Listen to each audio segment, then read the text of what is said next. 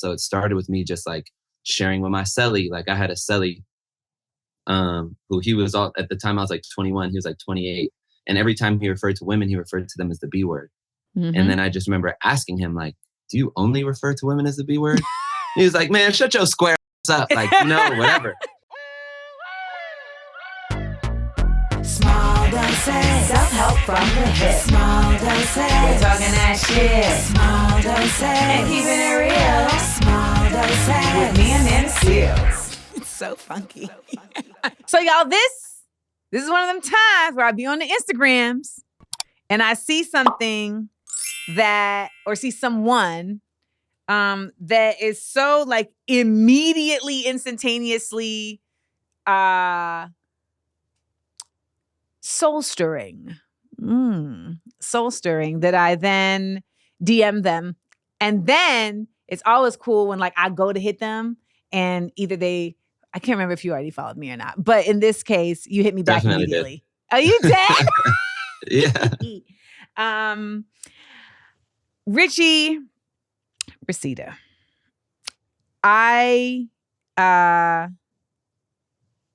Well, first of all, okay.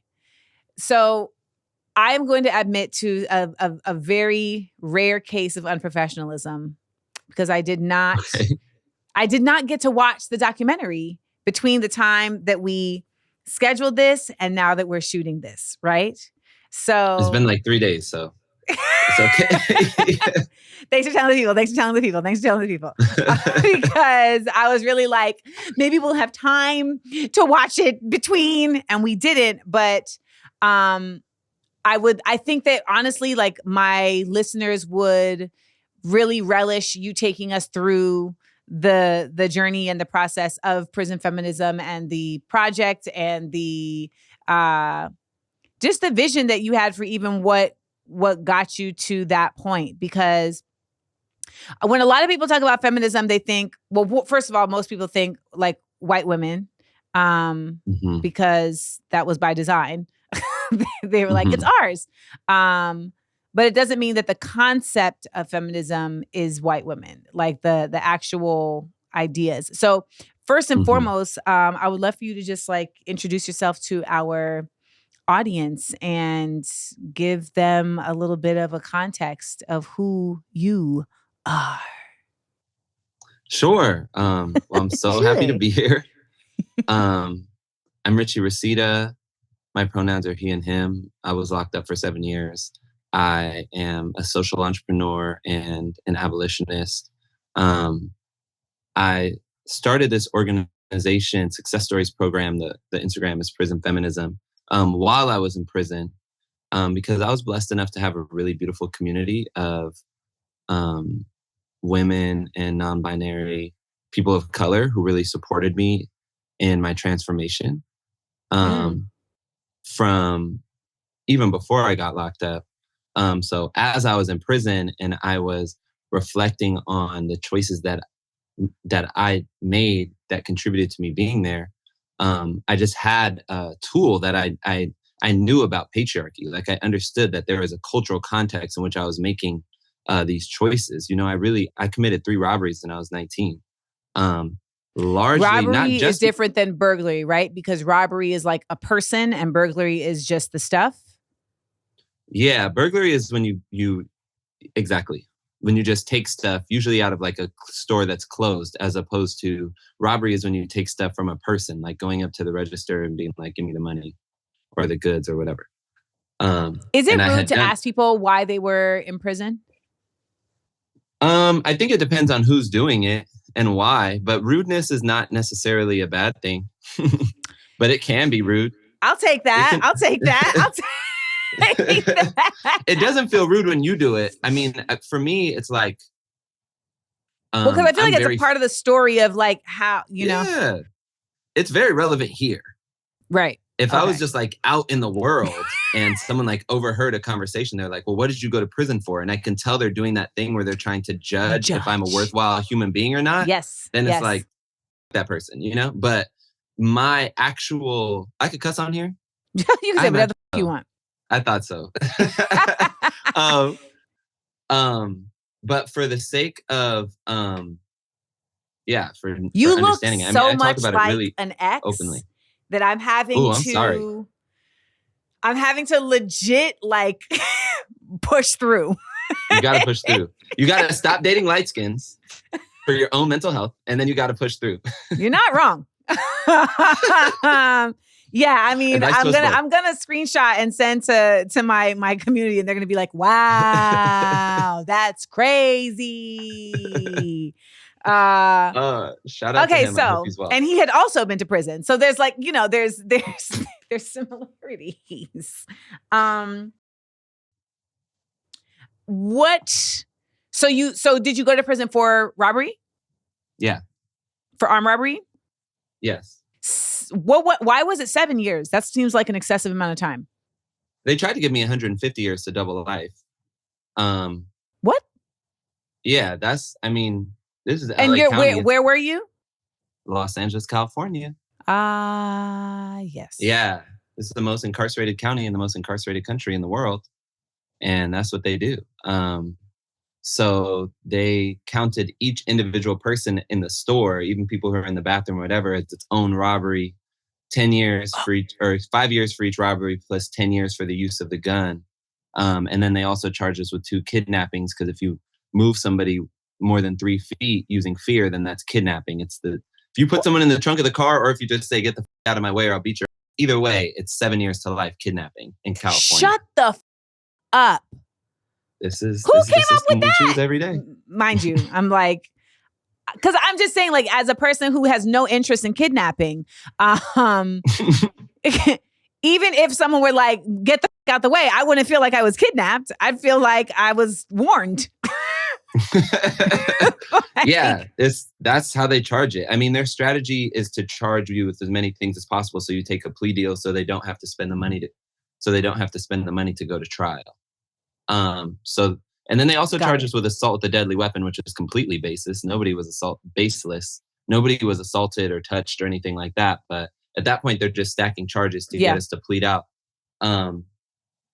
So yeah, I fought my case for a year and had a really beautiful community of organizers raise over $10,000 for me to get a private lawyer. And that's ultimately why I got 10 years in prison, 10 years and 2 strikes. And 150. And it's while we were in prison that we organized to change the law, so that I ended up doing 7 instead of 10. So we have to do a whole other episode with you. I mean, it's a lot to cover, yo. It's a lot. It takes a lot to get about these systems for real.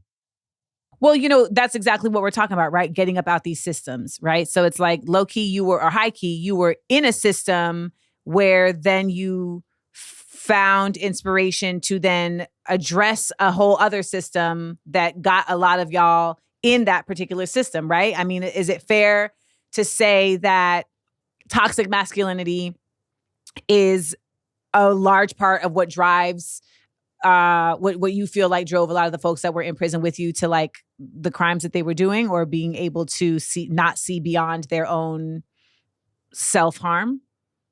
Absolutely. Patriarchy is what drives people to commit a lot of the acts that lead us to prison, and patriarchy is what leads us to believe in prisons in the first place. Without patriarchy, we don't have any of this. I'm not even going to talk. Keep going. Both of them. Patriarchy is essentially the idea that domination is power, and that like cisgender heterosexual maleness is inherently dominant and inherently powerful. So when on my behalf, in my cultural context as a young person who grew up in LA, I was seeking to be a worthwhile human by being a quote unquote real man, and real men had money.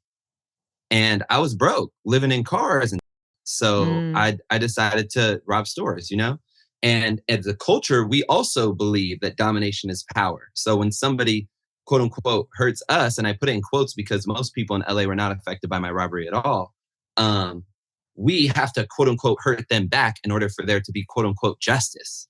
And it is upon that idea that we build these castles of shame that we call prisons.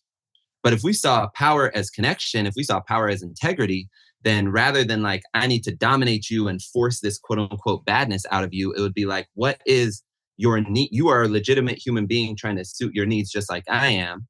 So what need are you trying to suit, and what needs to be transformed so you can do that in a way that doesn't harm others? Got you. I mean, I think I would just be curious to hear just how you went from being incarcerated to then being able to share that. You speak. I was just like looking through your page, and you said you were laughed out of the room the first time. But Mhm. what made you get even over the first hump, which is you saying, "I want to get in the room"? Um, so just like a little bit of background, grew up in LA. Uh, I'm an artist. I'm a producer. I produced music. I just directed and edited my first music video, like fully by myself. I do clothes, and that's always who I wanted to be. And our school system is not designed to foster that. That's not seen as like a legitimate thing to be, especially at that time, the early 2000s. Like being into music and musicals and fashion is something that I got made fun of for. Right. Like it wasn't considered like manly, quote unquote, like being into sports or something more based in domination and winning. Um, so the system wasn't really supportive of me as a child. And I went to the Los Angeles Unified School District, where we have the LA School Police Department, which is the biggest school police department in the world. It's one of the biggest police departments, period, in the world. It's an independent police department where armed officers are on campuses. And so the way they deal with their students is not through there's rules that you break, but there's laws that you break, and you get tickets and you get arrested. So Oh, I was that was kind of the context I grew up in. And by the time I was in ninth grade, I was selling drugs to get my school clothes and failing out of school. And they put all the kids who are failing in the same classes. And then these two young Black organizers who actually graduated from my school, went to college and came back. They came into the classes and started working with us and started teaching us community organizing. And that's where I got politicized. And that's where I started really learning started learning these concepts at first. So I had read Bell Hooks when I was 14 at the end of ninth grade, who 5 gave you years Bell before I Hooks even to went to read? prison. My mentors, Vitaly and Mark Anthony Johnson and Jason Wow. David, Patrice Cullors, like these are the people who mentored me as a child. Right. And so I had started reading that when I was 14, 15, 16 years old, but there was still like there was still compartmentalization taking place in that. I would try to bring my homies to the march, and I would try to bring the like movement to my homies who are in the streets, Yeah. but it didn't The bridge. mesh. So I was kind of being in both. And but that was always still my most supportive community. So when I got locked up, like I was already aware before I got locked up, when I was in the streets, when I was gangbanging, I was already aware that I was making patriarchal choices. I just didn't know how else to be and still be seen as a legitimate human. So when I got into prison, I started just reading Bell Hooks again on my own, just like for myself. And maybe it's just the nature of who I am, or just I can't just sit on it. But I was just like, I need to share this with others, because I was seeing my brothers, the people I was locked up with, who I love, like suffering through the same things. What made you see the people that you were locked up with as people who you love? Because I feel like that's also not like a typical way that people look at the other folks that are sharing a cell with them. Or maybe that's just the way that it's perceived, like, out on the outside, like this idea that it's like in prison, it's dog eat dog. It's man eat man. Yeah, it is that. And it's also family building. Like any other high pressure situation, like there is the hyper individualism that happens of I can only trust me and I'm against everybody. But there's also the consolidation that happens where it's like people build family and raise each other and support each other. And yeah, I was just raised an organizer. I truly feel like an organizer in my heart. And I that conversation was not being had in prison. So it started with me just like sharing with my cellie. Like I had a cellie who he was all, at the time I was like 21, he was like 28. And every time he referred to women, he referred to them as the B word. And then I just remember asking him, like, do you only refer to women as the B word? He was like, man, shut your square ass up. Like, whatever. But he didn't hit me. The world didn't shatter. And it was like me learning that, like, I don't just have to flow with this culture. Like I can push back a little bit. And I just built more and more confidence to the point where when I transferred to a medium security prison, where they had self-help groups and stuff, but nobody was talking about this. I was like, I'm gonna try to talk about this here. So are you able to, I mean, just talk to me from a complete, I'm coming from a completely ignorant place. Like, I feel like what you are talking about, what you're teaching is enlightening. And I feel like these spaces are absolutely not really about trying to enlighten folks that are in these spaces. And so how much support were you given within the actual like prison to start this program? Or is that something that they were trying to do with different inmates? They were actually one. Can I tell you, I feel like you would be open to this. Can I tell you about the word inmate? Please tell me what I'm supposed to not say. Yes. I wouldn't say what you're supposed to do or quote unquote supposed to do or what not supposed to do. But I can tell you like what it means. Please school me because I don't know. Thank you. It's like, it's a slur for real. What? Inmate is like a word that's used, one, to dehumanize incarcerated people, to make them something else. That's why, two, it's a word to like pacify all of us into normalizing incarceration.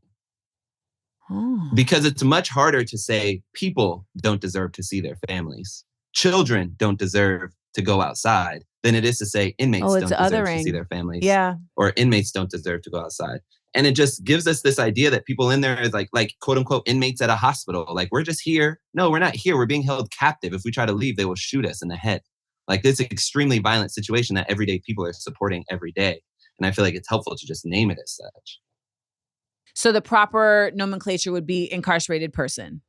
Yeah, I would just, anything that has the word person in it. Person who's convicted of rape, person who's convicted of murder, person who is incarcerated. Like, then we can deal with a person can be transformed. A murderer is a piece of trash. All right, Richie, come on now. Gather me up. Gather me up. I appreciate you. But to answer your question, there's a self-help culture and like an apparatus for starting self-help groups that was fought for by incarcerated people over the course of decades. Yeah. So that because a lot of people in prison, at first in California, anybody in prison had to go through the parole board to go home. Then in the 70s, they changed it. So some people had determinate sentences where you just go home when your sentence is up. But either way, a lot of people, a quarter of the people in the California prison system are lifers and need to go to the parole board to go home and are asked all these questions about their level of remorse and their level of responsibility and their understanding of what happened. And there is no spaces to actually build that understanding. So incarcerated people fought for spaces to actually build those understandings. And that's where the self-help groups in prison came from. So by the time I got to a prison that was mostly lifers, Soledad at the time, there's a lot of self-help groups to help dudes learn how to understand those concepts and get out of prison through the parole board.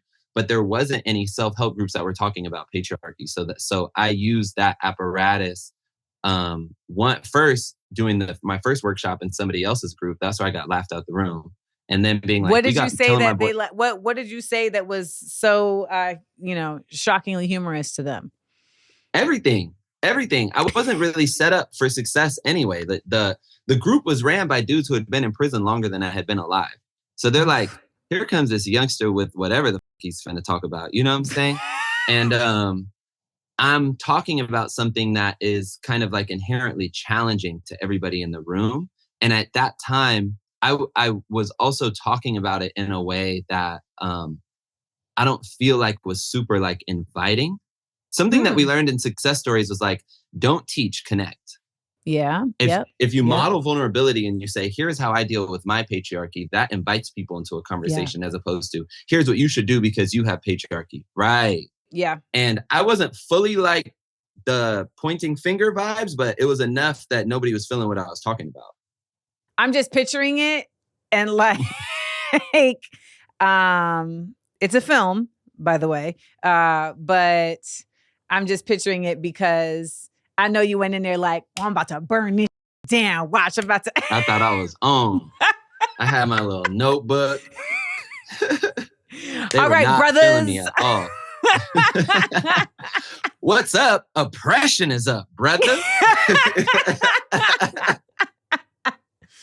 So talk to me about how this transformed because, some of the footage that I've seen has been really just illuminating to see how responsive the folks in the room of all different ages and ethnic backgrounds, and I'm sure different convictions, et cetera. You know, they were responsive in such thoughtful and grounded and compassionate ways, which one just attaches to the concept of like, this idea that if someone is an incarcerated person, that they're done. Like it's a wrap. Like there's no real value for their soul anymore. And so that's why they need to be tucked away and forgotten, et cetera, et cetera. There's nothing redemptive there. But, this was like on a very basic level. It's just like, well, here you can see proof otherwise. And sometimes people just don't even consider having to consider something until like something is shown to them. And like, that was also what I was seeing about these men. Like they never had to consider something until something was shown to them. So what do you feel like was the point where you started to figure out, okay, they listening now? Like, what was that point like? How did that feel? It was when we truly learned to connect instead of educate. Because the what you see in the film, The Feminists on Cell Block Y, was shot after we had been running the program for 4 years. So we had learned a lot. The very first patriarchy workshop we did, we were like, we were all in small groups. We would read like these excerpts from Bell Hooks' books and discuss them. And it didn't really work because not even the facilitators were on board. And it just was giving school vibes. Yeah, it took years to even organize the facilitators. Nobody was feeling me, Amanda. Nobody. Like, no one. Thank God I had a community, like I said, of women and non-binary people on the outside. So I didn't feel like a complete weirdo on the inside. Like why did they think it was so weird? People in prison? The facilitators. For the same reason white people don't want to talk about racism. Because it's uncomfortable and it's where they've learned to build their needs and their confidence in as a human being. Yeah. So what made you say I need to keep doing this? I mean, there wasn't much else to do. No, there's plenty to do. I was in college full time. I was taking a bunch of other groups. I was learning Spanish. I was like in a whole relationship. I had plenty to do. Wait. I was trying. This is like, he's like, what are you talking about? I had a whole full life. I was very busy in prison, truly, and have been busy ever since. I'm trying to unlearn the grind culture that I taught myself in prison. It's really, we talking about the side effects of it. Prison really forces that in you in a different way because you have to be so excellent to get out. It's like, you can't just be normal. If you're just seen as another quote unquote inmate, they're never going to let you go. So you have to be like this super excellent. Yeah, I trained my body to work 18 hours a day. And now it's taking me years to untrain it from that. No breaks, 18 hours a day, 7 days a week for years. It's very difficult to undo that. What are you doing to undo it, to work? Like, what are your methods? Taking time to just try to do nothing, which oftentimes leads to me just like crying and feeling like, because my body is like addicted to productivity as its means of telling myself that I'm doing the right thing and I'm doing good. I did too much. The legal or the legislative organization we were talking about, Initiate Justice, co-founded that in prison. Success Stories co-founded that in prison.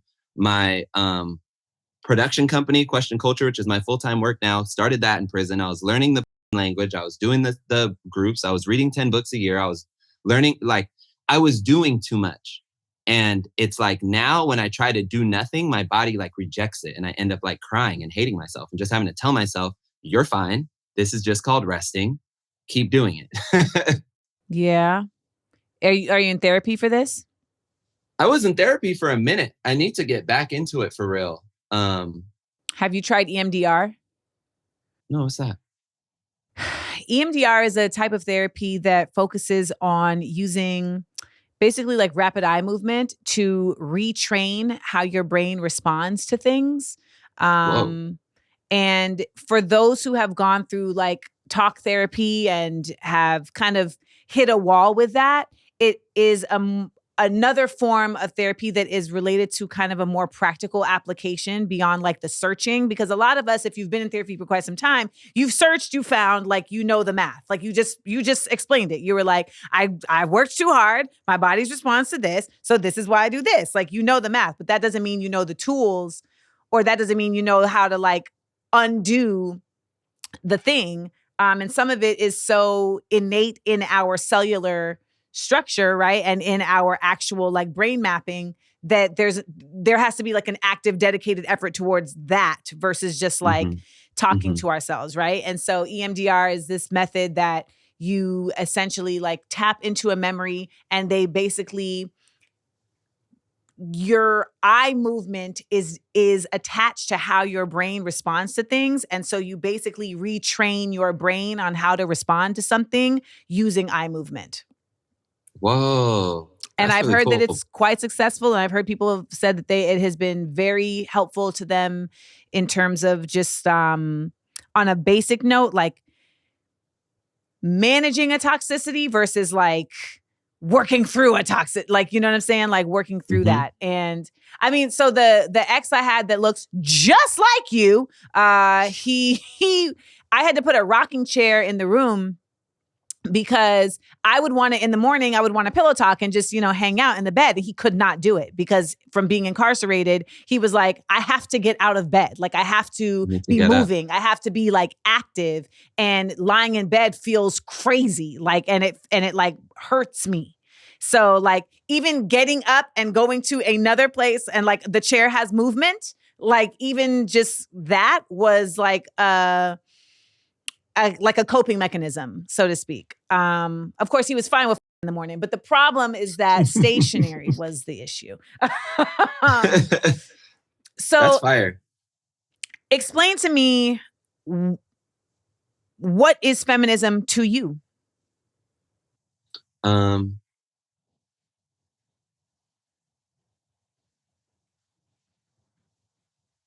Feminism is the active undoing of patriarchal structures and culture.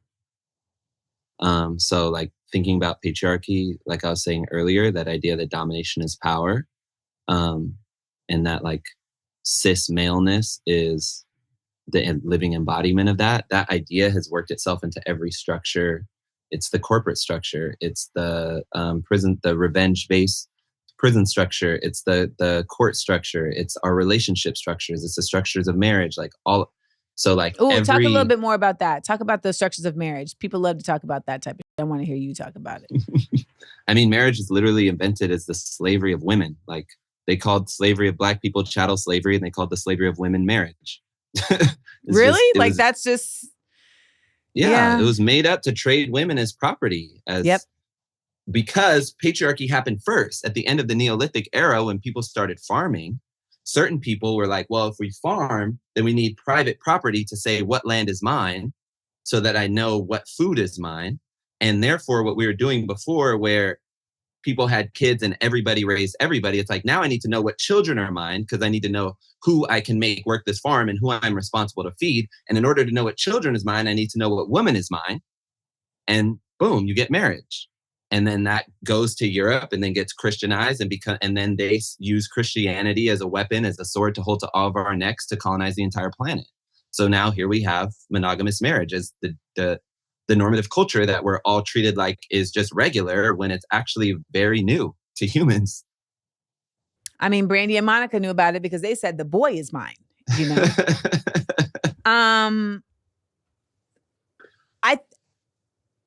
I think for a lot of us, these concepts are so just naturalized, right? Like they're so organic to the way that we live that it feels for a lot of people like challenging them is undermining the way that we exist. Like I saw someone on my Instagram yesterday say, if we didn't, without man-made ideas, where would we be? And that's interesting. That's an interesting concept. And it was in response to the idea that, you know, religion is a man-made concept, you know, that the ideas of heaven and hell are man-made concepts like these. And there may be truth to them, but ultimately like they are drawn from us as humans being like, you know what I think it is? I think this is how it is. Or, and deciding on if that's going to be a tool for elevation or for oppression, etc. But when you're in the prison system and you're busy and you're doing everything you're doing, and you're teaching these classes, what are you starting to see in like a tangible way shift with the men that you're working with? Like, well, go ahead. Were you going to give a specific like? Nope, because I want you to, and I was about to overtalk. Okay. That's the thing. We weren't teaching classes. We were holding space to connect with each other. You're very about the language. Okay, yes. No, but when it makes such a big difference. No, I know, but you know what I mean. When they were I'm not trying to do the fake woke thing where it's like, don't say this to say this. I'm like literally trying to describe something else, because when we were teaching classes, it didn't work. It wasn't working. But So once you were holding space, what was like the shift that you started to see, if at all, outside of the room? People didn't get in the same fights that they otherwise would. Because now we have an accountability to each other. When people were like thinking of doing something that's outside of their own integrity, because we never went in there and said, this is right, this is wrong. That would never work. Who the fuck are you? You're in prison just like me. Right. So we had to say, who do you want to be? And now let's look at the ways that patriarchy has gotten in the way of that. Because we open up every season of success stories of people doing their top 5. What's their top 5 most important people and goals? And it always comes back to community and love, their closest love relationships, and taking care of those people and fulfilling themselves. So patriarchy leaves no room for that. Patriarchy is about duty. And so we were just holding people accountable to what they said was important to them. So now if you're about to go fight a dude over a $50 bag of weed, you're going to talk to us first, because you have people who actually care about what you care about. You're not just performing patriarchy all day. So yeah, we were keeping each other safe. And that's what we continue to do as we come home. When coming home is extremely difficult. All of us have been in toxic relationships. All of us have been in like financial situations. A lot of us have gotten reincarcerated. Who cares? We care. We keep each other safe. We check in regularly and be like, what's going on with you? Are your actions lining up with who you want to be? How are these systems and these cultures pushing and pulling you to be someone besides who you really like God-born want to be? And I will hold you accountable to who you want to be. And please do the same for me. So if you have a trouble with boundaries and people are taking advantage of you, which is very common. I got a homie who, like me, is very quick to give people money, very quick to try to fix. You get out of prison feeling like you're a piece of shit. Everybody was in consensus that you don't deserve shit. When you're in prison, everybody in the world is in consensus that you deserve to be there. So you begin to see yourself as less than. So then you get out here and want to show you're a good person. So every time somebody needs whatever, help me pay my rent, help me this, help me that.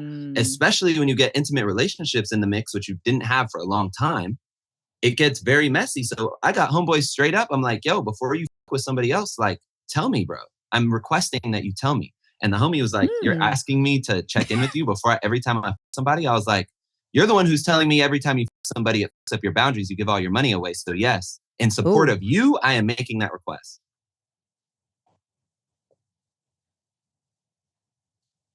How do you're an intense person. Am I? I'm a Scorpio. Ah, there it is. There it is. As a Cancer, I relate. Period. I relate. How do you feel like the COs and the people at the prison who are, I guess, supposedly, in authority positions responded to this work? They were anti. They were hella anti. They tried to put me in the hole for doing this. Shut the.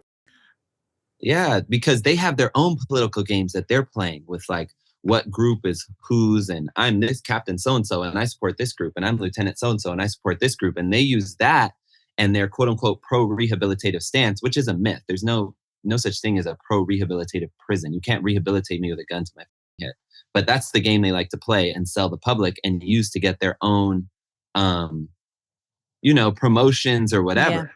Yeah. Yeah. So And I'm an abolitionist. I'm not here to buddy up next to no cop or whatever. I'll use whatever resources I need to use that I can be in integrity with to get something done. But we were really for the people, and they did not fuck with that.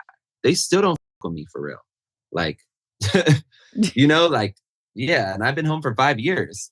So yeah, they tried to put me in the hole behind some he said, she said, whatever, because some captain had his group who he wanted to support, and we were fighting to get signed off on as an official group.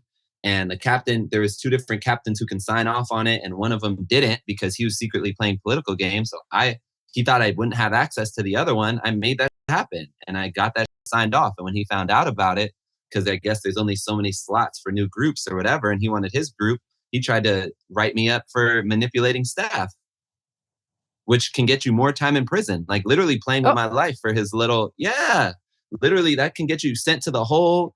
When you go to the hole, you get more time. Literally playing with my life for their little political games. They're the same. The cops in the military are gangbangers too. They're just doing it for American flags instead of red and blue rags. But it's the same concept. I'm going to do violence on behalf. Yeah, I did not mean for that to rhyme.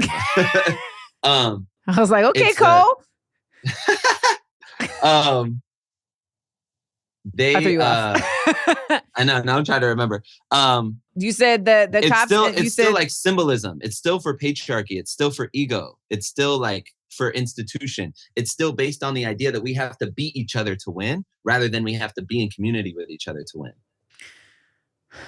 When I listen to you talk, it's just so glaring how successful this society has made prison a foreign space for like the quote unquote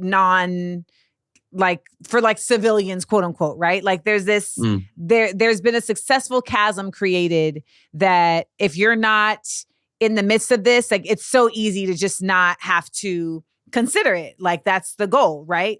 And because you're saying things, I'm like, even as many dudes as I've dated and I've loved who have done time, it's like I've never had to go visit any of them in prison because they had already, left. And I never had to do a bid with them. So like there's certain things that I like just only know from like the Locks records and and just like from like being just a knowledgeable person, right? Who like seeks out information and curiosity. And when I hear these conversations around like there's no such thing as like pro-rehabilitation, it only again brings up the reality that like prison as a function is it's like completely dysfunctional. And for the people who are listening and watching, how do you conceptualize for them a vision of what prison looks like where a group like this can thrive, right? Where like the teaching doesn't have to just happen, the sharing doesn't have to just happen in the room, but is actually like being supported outside of the room, in the cell, at the mess hall, et cetera, et cetera. Like, what does that vision look like for you? Because I know a lot of people, when people talk about like defunding the police or when people talk about abolishing prison, they can't see it. Yes, because they've been convinced that their needs can only be met if other people's needs are not met. So no, I don't have a vision to give to anybody where human beings can thrive within prison. I don't believe that's a thing. No, I'm not saying. I'm saying what does it look like for? Okay, people do things in society that are harmful. What happens to those people? What people in do your society? in your vision? What should happen? And I'm saying this because I think so many people, it's very basic. You did some, you got to get now, which we've attached to patriarchy. This idea of dominance, this idea of like eye for an eye, this Machiavellian response to things.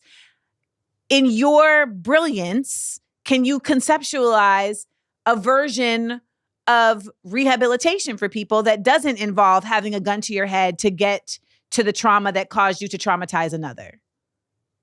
Yeah, I would encourage people to look at how they deal with harm in their own families.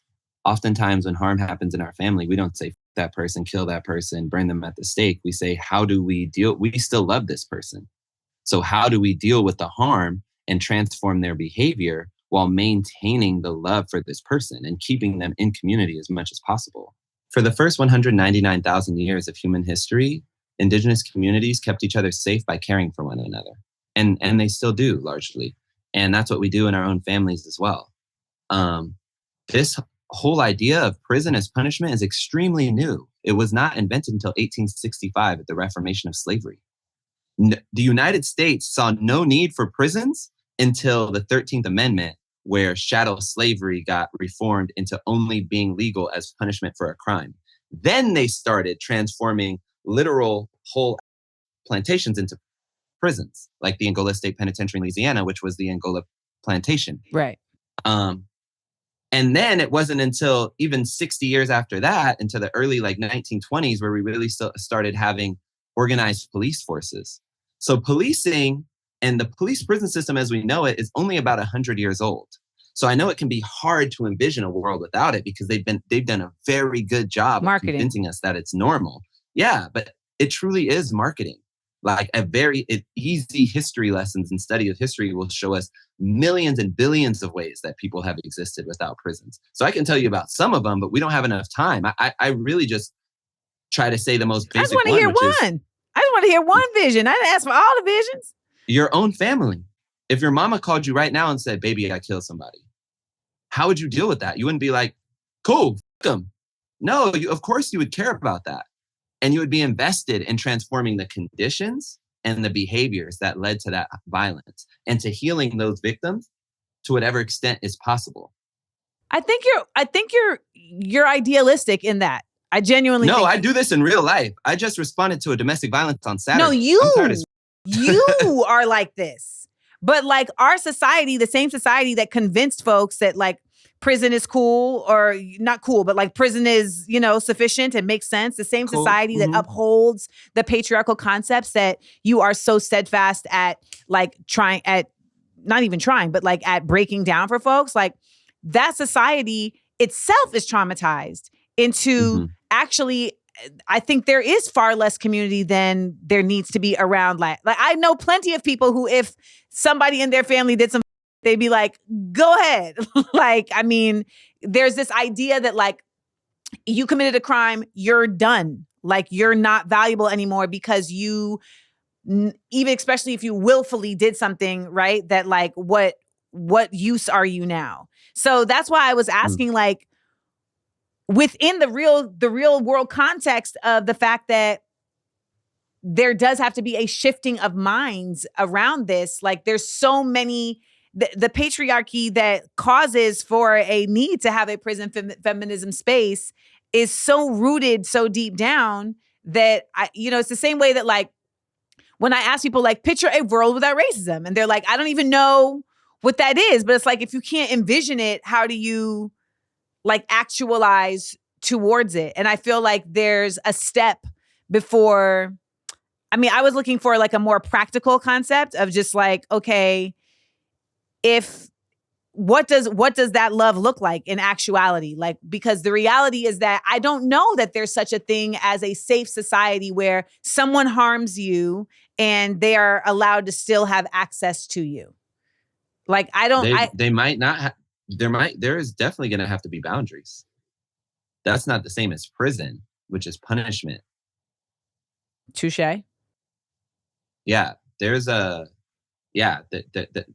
access to you might have to change. It likely will. As an abolitionist, I have to practice very strong boundaries every day. And it doesn't require cops with guns that get bigger and bigger every year to do that. And it's also like, what kind of society are we building that is putting people in the position to harm each other in such wild ways? Because when I was a kid, I was very young, but I was in school when Columbine happened, which was a big deal because it was like the first school shooting. Yeah. Now they happen so often that they don't even make the news anymore. The conditions are getting worse, but what else is happening? We have an economy where the average person is not going to be able to work themselves out of working poverty. We have a society where, like you said, we have less and less community. Like our parents always say, like, back in my day, we all knew each other's kids and left our doors open. And like, you go to a lot of countries that are more close to their indigenous roots, they still live like that. we're farther and farther away. We're more and more individualized. We're deeper rooted in the idea that my needs are at odds with your needs, which will mean people will try ways to get over on each other. Some will be quote unquote legal. Some will be quote unquote not, which are invented concepts. And the world will become more and more violent. So as a people, as a community, we need to turn back to each other and build those stronger ties. And we can stop that more serious harm from happening. And we'll have more strength to hold boundaries without needing the police ever. I just don't want to get off the topic of prison feminisms because what intrigued me so much about the conversation was not just that it was happening in prison, but that it really needs to be happening everywhere, right? Like it's not like these men who are in prison are very far in their enacting of patriarchy from those who have not been incarcerated. They just, 1000%. Actualized it in a different way that, may have got them caught up in a humbug. Where do you see patriarchy existing within your own community now that you're outside that you feel like is an effort that you feel like you need to really continue to pay attention to give attention to?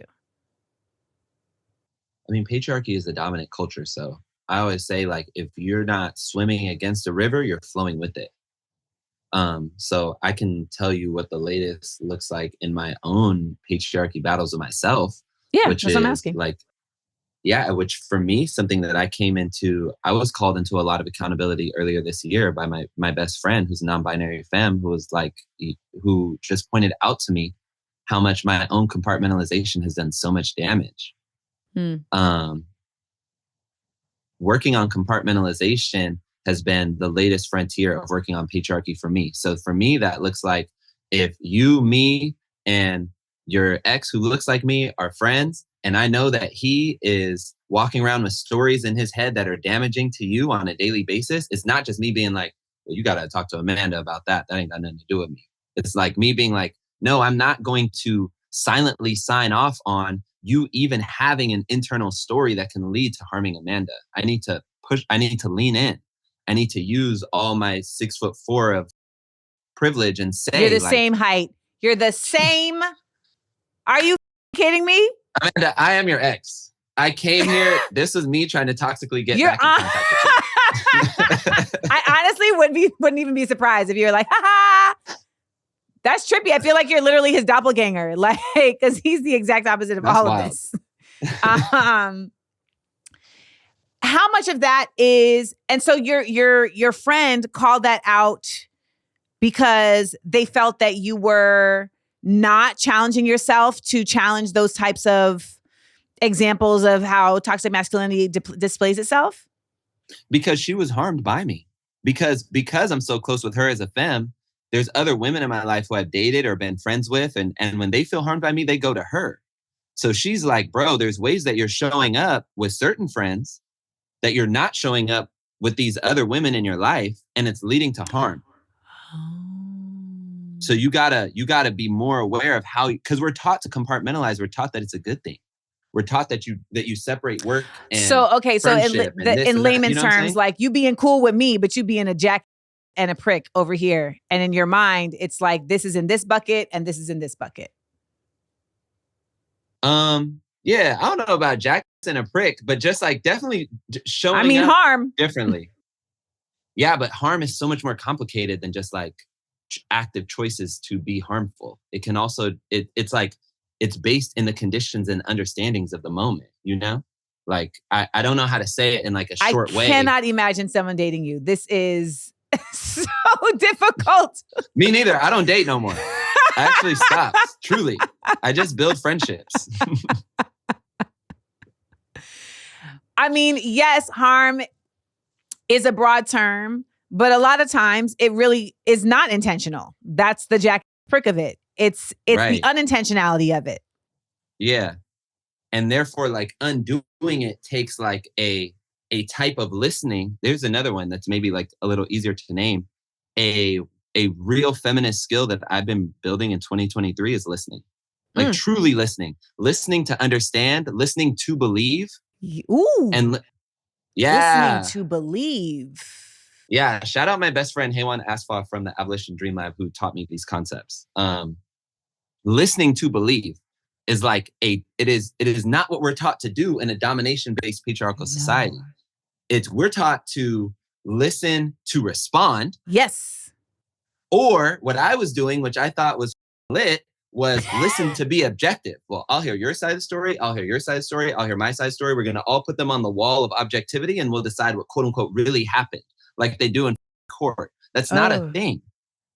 There's no wall of objectivity. There's your story and there's my story. I can listen to you and there might be things in your story, like there's things that when we did our listening circle that she said that I'm dead like, yo, I don't remember that happening. I remember that very differently. But rather than use that as a point of like, now my story has to beat your story and you have to cry uncle and say my story's right. It's let me just listen to the fact that that has been your story and what that has meant for you and what it now means, how it now transforms me to know that's what's been informing how you show up.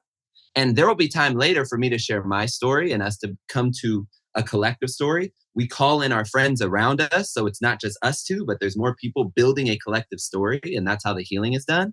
But in the moment, let me just be transformed. Let me just watch your experience like I'm watching the movie, which you is the main character, and not interrupt it with the commercial of my experience.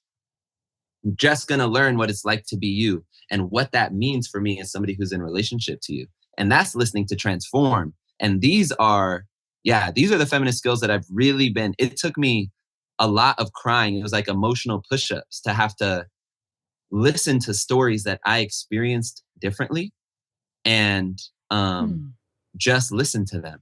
Why the tears? Like what hurt?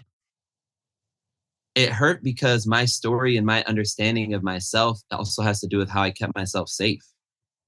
It is my understanding of myself can feel like it is myself. It was the pain of pulling those things apart. Everybody don't have to see me like I see me for me to be me. And especially when I've had deeply traumatic experiences like incarceration, it's like you get out and do the best you can. And then you have people closest to you saying, yo, when you were doing a million things, trying to start all those organizations, here's all the harm you did because you actually didn't follow up with that person. Or you actually put this person in power when they weren't ready to and they did a bunch of harm. Or you actually, right, you start hearing all these stories of like the actual impact of moving so fast. And it's like, this hurts because I was literally told that I was a piece of who is not worth a piece of bread and had to fight my ass off to get out and try to build things for other people to live better lives. And now you're telling me I hurt you? Are you fucking serious? It's like, I had to learn, like, yes, I did hurt them. And that doesn't mean that I didn't have good intentions or I didn't whatever. But those things led to harm.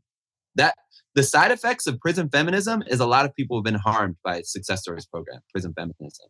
And it's been the people who are closest to us. It's been us. It's been the people who work there, the people who facilitate it because we're humans. Okay, well, that's not the side effects of prison feminism, like this episode. Like, I think it's unfair to qualify. The reality is that in doing, harm kind of just can happen. Like, exactly.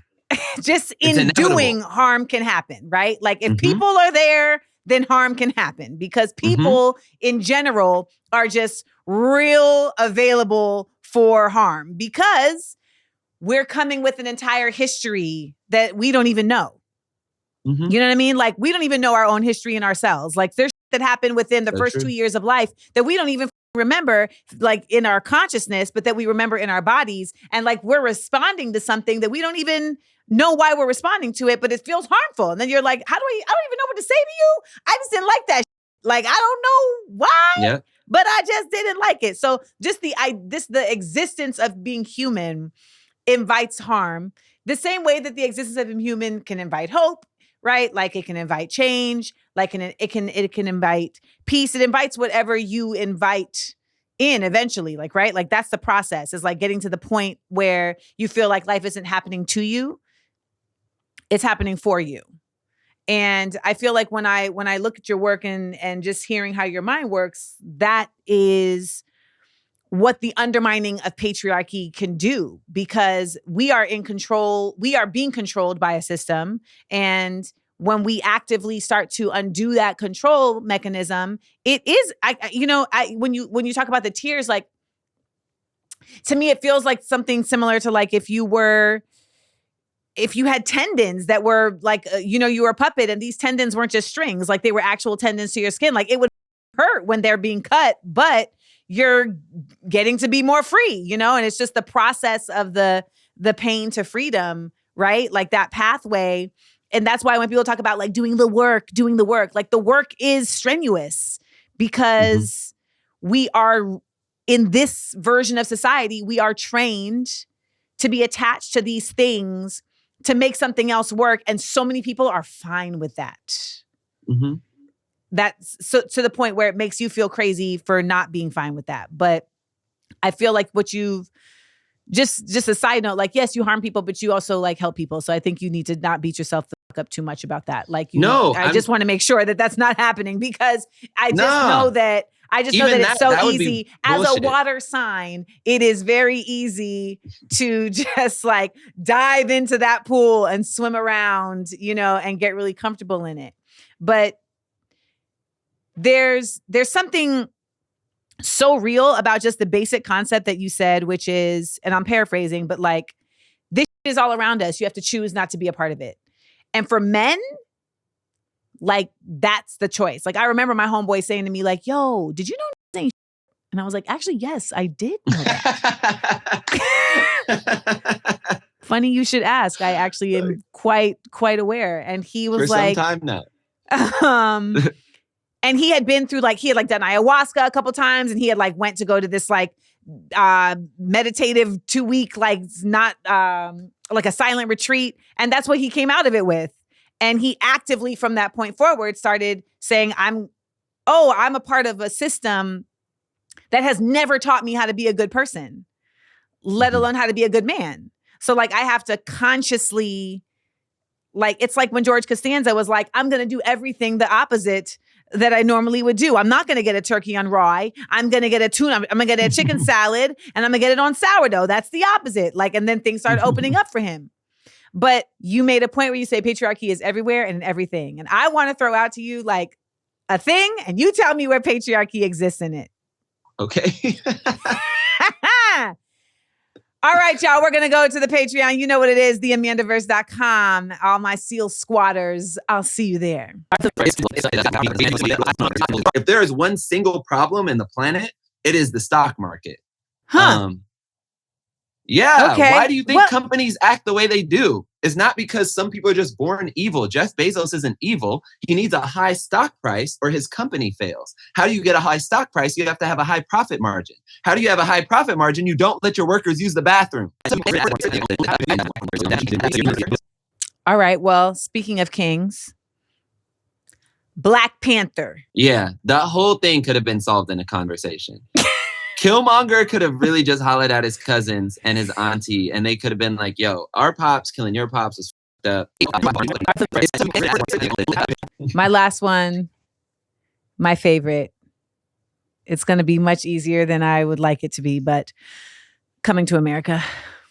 I thought you were going to say Insecure, especially with the lead up. I thought you were going to say Insecure.